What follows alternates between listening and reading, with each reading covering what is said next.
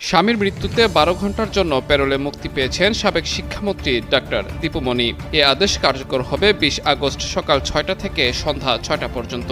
এর আগে তার মেয়ে তানি দীপাবলি নওয়াজ প্যারোলে মুক্তির আবেদন করলে জেলা ম্যাজিস্ট্রেট সৈয়দা নূরমহল আশরাফি কারাবিধি অনুযায়ী শর্ত সাপেক্ষে তাকে মুক্তি দেন। তার আইনজীবী অ্যাডভোকেট গাজী ফয়সাল ইসলাম জানান, ৪ দিনের জন্য প্যারোলে মুক্তির আবেদন করলে জেলা ম্যাজিস্ট্রেট ১২ ঘণ্টা প্যারোলে মুক্তি দেন। স্বামীর জানাজা যেহেতু বৃহস্পতিবার অনুষ্ঠিত হবে, সেহেতু দীপুমণিকে বৃহস্পতিবার সকাল ৬টার টিকিট নিয়ে ঢাকার কলাবাগানের বাসায় নেওয়া হবে। সেখানে তিনি স্বামীর মরদেহ দেখতে পাবেন। পরে বাদ জোহর গুলশান আজাদ মসজিদে জানাজা শেষে বনানী কবরস্থানে তার স্বামীকে দাফন করা হবে। এদিকে ঢাকায় বাবার মরদেহ রেখে মার প্যারোলে মুক্তির আবেদন নিয়ে মুন্সিগঞ্জ যান দীপুমণির মেয়ে তানি দীপাবলি নওয়াজ। এর আগে দুপুরে তিনি কারাগারে গিয়ে তার মা দীপুমণির সঙ্গে সাক্ষাৎ করেন। কার্যক্রম নিষিদ্ধ আওয়ামী লীগের নেত্রী ও সাবেক মন্ত্রী ডাক্তার দীপুমণির স্বামী ব্যারিস্টার তৌফিক নওয়াজ মঙ্গলবার রাত 11:30টার দিকে রাজধানীর একটি হাসপাতালে মারা যান। তিনি দীর্ঘদিন ধরে কিডনি ও লিভারের বিভিন্ন জটিলতায় ভুগছিলেন।